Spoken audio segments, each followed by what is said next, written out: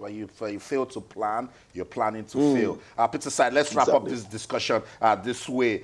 We've qualified for the World Cup ticket in the bag, just paper. You see it there. You said that Ghana Raw has a good team. If you are the coach, will you take the same team to the World Cup or you just touch it, do a little touch here and there?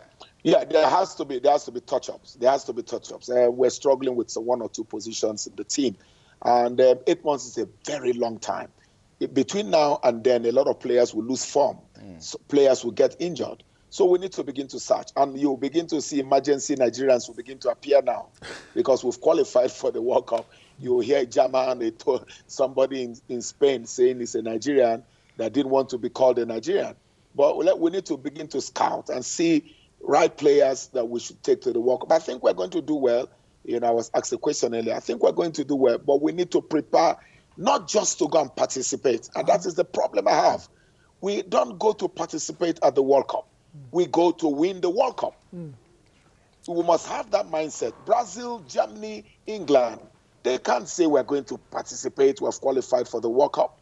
We need to go and say we can win this World Cup. We've won under 20, we've won under 17. What stops us from winning? Neymar is a human being.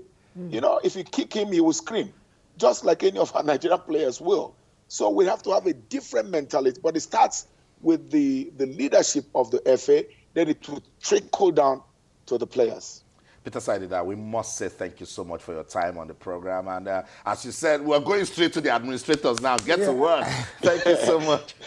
Thank you. You're welcome. Thank you so much. All right, that's our Super Eagles goalkeeper, Peter Saidida. Tayo, what else can we say? You said it clearly. You've qualified for the World Cup now. Start planning. Right. That's what next thing now you hear a big friendly match for Egypt. That's preparation already on the way. Correct. We talked about monies being delayed. Issues. All of them have to be resolved before the World Cup, even when it comes really close. Preparation is very, very important as well. England, as soon as they qualified last week, they announced the friendly against Brazil and Germany. They're already thinking ahead. Right, so hopefully the NFF, which we have to say they've done well since it came, they've gotten now up the ante now. The World Cup is a lot more difficult. The World Cup, teams are bringing their A games. So if you go there unprepared, be prepared to come back home as soon as possible. Peter said we shouldn't just go there to make up the numbers. To make up the number and just participate. And you know why England did what they did with that announcement of the Brazil friendly? It trickles down psychologically. Players start doing well for their clubs. Everybody ups the game so that you can be invited. No one is relaxing for that match. So now whoever the coach is using to prepare towards June has a chance. That's right. And that's why the NFF needs to get to work now.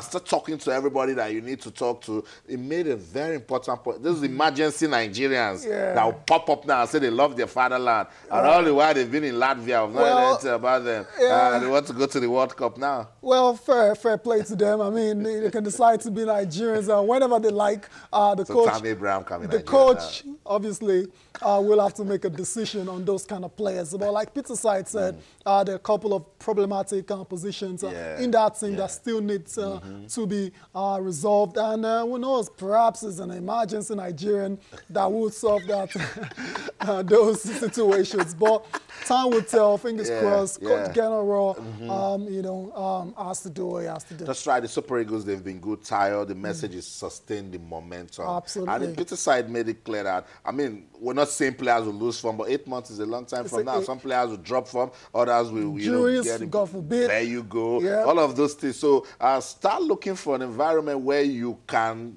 accommodate those things when they come up. That's why it's good. I like the fact that we have depth in the squad. Everybody beginning to see Mikelago and they say, why Mikelago? We have Etebo. We have John Ogu. That's the hallmark of a good team. Then everybody stay up there, give their best, and then I will get better. But have you gone through social media and see all of the jokes are coming out of it? It's a picture of Jordan I'm now saying the pronunciation is Ibe. This is Jordan Ibe. Because Nigeria just qualified for the World Cup. these things are good for our football. We keep saying it's about time we prove our superiority as giants of Africa and being the first African country to qualify. Says a lot. Yeah, it says a lot, but then qualifying is not good enough for a country like Nigeria. You remember all those years back when I think it was Pele that predicted Nigeria was going to be the first African that's going to win the World Cup. We haven't even come close. We've not been past the second round. Ghana qualified for the World Cup. You know, after Nigeria, they got to the quarterfinals already. So it's a lot of work to be done for the Spikers of Nigeria. Still some time left to, you know, getting all the preparations are needed, adequate, quality, grade A friendly matches are very important as well too, as Nigeria gets set to go to Russia in 2018. I totally agree.